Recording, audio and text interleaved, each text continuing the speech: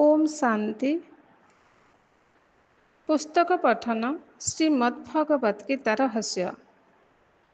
लेखक ब्रह्मा कुमार सुधांशु शेखर मिश्र। तृतीय अध्याय। गीता मध्य पुनरावृत्ति सिद्धांत को ग्रहण करिछि। परमात्मा गीतारे कहिछन्ति जे सृष्टि रे जेउ समय रे धर्म ग्लानि हुए सेही समय रे अधर्मर विनाश, साधु मानकर उद्धार तथा धर्म संस्थापक करिबा पाई मु अवतरण करे। यदा यदा हि धर्मस्य ग्लानिर्भवति भारत अभ्युत्थानाधर्मस्य तदात्मानं सृजाम्यहम्। प्राय समस्ते एही महावाक्यर अर्थ करती जे परमात्मा प्रति जुगरे अवतार नियंती। केतेक पुराण रे 4 जुगरे 24 अवतार कथा कुहाଯାଇଛି। एथिरु मुख्यतः 10 अवतार कथा जयदेव तांक गीत गोविंदरे वर्णना करिसंती। किंतु जुगे जुगे धर्म शब्द धर्मग्लानि संदर्भरे प्रयोग हेउथिबारु एहार अर्थ प्रति जुगरे न करी सत्य त्रेता द्वापर कଳି एही 4 जुग व्यापी कालखंड अथवा महाजुगरे बोली अर्थ कराजिबा जुक्तिसम्मत हेब।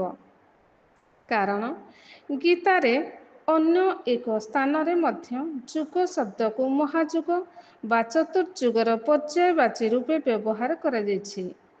अष्टम अध्याय कल्पर आयु वर्णन प्रसंग रे कुहा जायछि जे सहस्र महाजुगरे ब्रह्मार एक दिन और सहस्र महाजुगरे एक रात्रि हुए। सहस्र जुग पर्यंत महज्जत ब्रह्मण विदुः रात्रिं जुग सहस्रांत ते अहोरात्र विदो जनाः। अनुष्टुप छंदरे लिखित गीता एक काव्य अटे। साधारणतः काव्य लेखन शैली रे अति संक्षिप्त शब्द चयन करा जाए। अनुष्टुप छंदरे 2 धाड़ी विशिष्ट श्लोकर प्रति धाड़ीर शब्द संख्या 16 अटे। ଏହା ବ୍ୟତୀତ ଉଚ୍ଚାରଣ ଦୃଷ୍ଟିରୁ ମଧ୍ୟ ଗୋଟିଏ ଶ୍ଲୋକର ଲଘୁ ଗୁରୁର ଭାରସାମ୍ୟ ପ୍ରତି ଦୃଷ୍ଟି ରଖି ଶବ୍ଦ ଚୟନ କରାଯାଏ। ଯେପରିକି ଉଭୟ ଧାଡିର ଶବ୍ଦ ସଂଖ୍ୟା କମ୍ ବେଶୀ ନ ହେବ। ଏହି ନିୟମ ଅନୁସାରେ ବିଚାର କଲେ ଯୁଗେ ଯୁଗେ ପଦଟି ପ୍ରତି ଚତୁର୍ଯୁଗର ପର୍ଯ୍ୟାୟବାଚୀ ପଦ ରୂପେ କାବ୍ୟକ ଶୈଳୀରେ ଲିଖିତ ହୋଇଛି। ଏଠାରେ ଯେତେବେଳେ ଧର୍ମଗ୍ଲାନି ହୁଏ ସେତେବେଳେ ପରମାତ୍ମା ଅବତରଣ କରନ୍ତି ବୋଲି କୁହାଯାଇଛି। ବିଚାରଣୀୟ ଯେ ସତ୍ୟ ତ୍ରେତାରେ ଧର୍ମ ପୂର୍ଣ୍ଣ ରୂପରେ ଥାଏ। ସେତେବେଳେ ମାନବର ସାମାଜିକ ଅବସ୍ଥା ସତ ପ୍ରଧାନ ହୋଇଥିବା ହେତୁ ସେ ସମୟରେ ଧର୍ମଗ୍ଲାନି କଥା କଳ୍ପନା ମଧ୍ୟ କରାଯାଇ ନପାରେ। ଦ୍ୱାପରରୁ ଯଦିଓ ଧର୍ମଗ୍ଲାନି ହେବାକୁ ଲାଗିଲା ତଥାପି ଏହି ସମୟରେ ତାହା ଏପରି ସଂକଟଜନକ ସ୍ଥିତିରେ ପହଞ୍ଚି ନଥିଲା ଯେଉଁଥିପାଇଁ ପରମାତ୍ମାକୁ ଅବତରଣ କରିବାକୁ ପଡ଼ିଥାନ୍ତା। ଉପରୋକ୍ତ ଶ୍ଲୋକରେ ଅଧର୍ମର ବିନାଶ ଓ ଧର୍ମର ସ୍ଥାପନା ଏକ ସଙ୍ଗରେ ହେଉଥିବା କଥା କୁହାଯାଇଛି।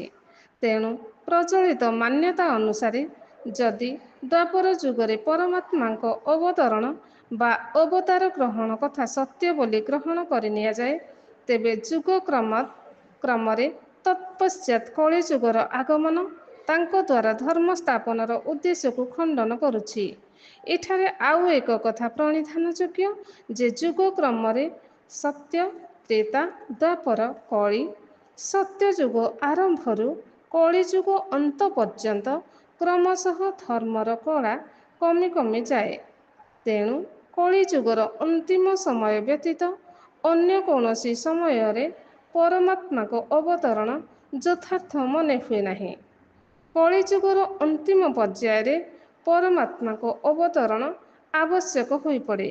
କାରଣ ଏହି ସମୟରେ କଳି କଳୁଷିତ ମାନବାତ୍ମାମାନଙ୍କ ଜନ୍ମ ଜନ୍ମାନ୍ତର ଅର୍ଜିତ ପାପ ରାଶିକୁ ଭସ୍ମୀଭୂତ କରି ଆଗାମୀ ସତ୍ୟଯୁଗୀୟ ଦୈବୀ ସାମ୍ରାଜ୍ୟର ଯୋଗ୍ୟ ଦାୟାଦ ରୂପେ ପ୍ରସ୍ତୁତ କରିବାକୁ ତାଙ୍କ ବ୍ୟତୀତ ଅନ୍ୟ କେହି ସକ୍ଷମ ନୁହନ୍ତି।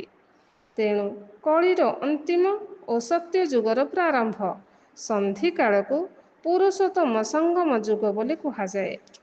ବର୍ତ୍ତମାନ ପ୍ରଜାପିତା ବ୍ରହ୍ମାଙ୍କ ଆଧାରରେ ପରମାତ୍ମାଙ୍କ ଅବତରଣ ଗୀତା ଯୁଗର ପୁନରାବୃତ୍ତିକୁ ହିଁ ପ୍ରମାଣିତ କରୁଛି।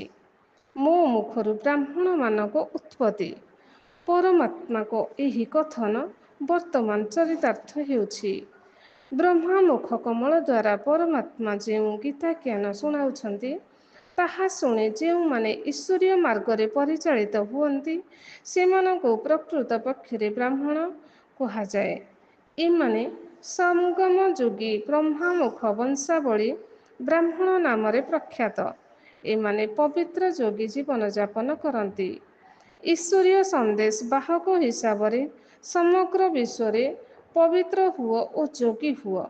ସନ୍ଦେଶ ପ୍ରଚାର ପ୍ରସାର ପାଇଁ ଯଥାସାଧ୍ୟ ପୁରୁଷାର୍ଥ କରନ୍ତି।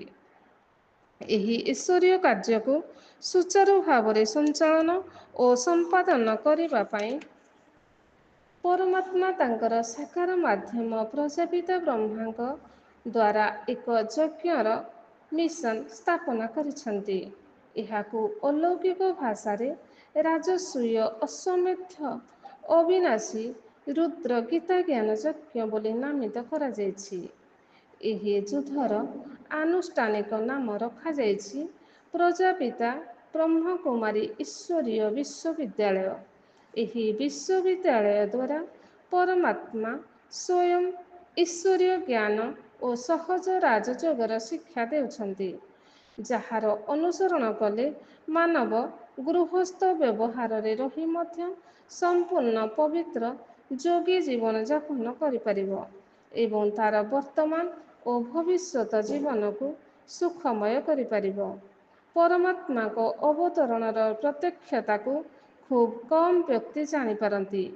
ଏମାନଙ୍କ ମଧ୍ୟରୁ କେତେ ହଜାର ମାତ୍ର ନିଜକୁ ଈଶ୍ୱରୀୟ ଜ୍ଞାନ ଅନୁସାରେ ପରିବର୍ତ୍ତନ କରିପାରନ୍ତି।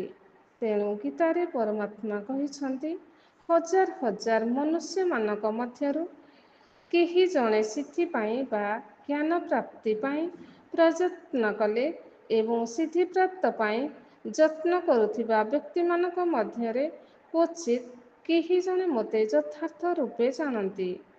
ମନୁଷ୍ୟାଣାଂ ସହସ୍ରେଷୁ କଶ୍ଚିତ୍ ଯତତି ସିଦ୍ଧये ଯତତାମପି ସିଦ୍ଧାନାଂ କଶ୍ଚିନ୍ ମାଂ ବିଦ୍ଧି ତତ୍ତ୍ୱତଃ। କ୍ରମଶଃ ଓମ୍ ଶାନ୍ତି।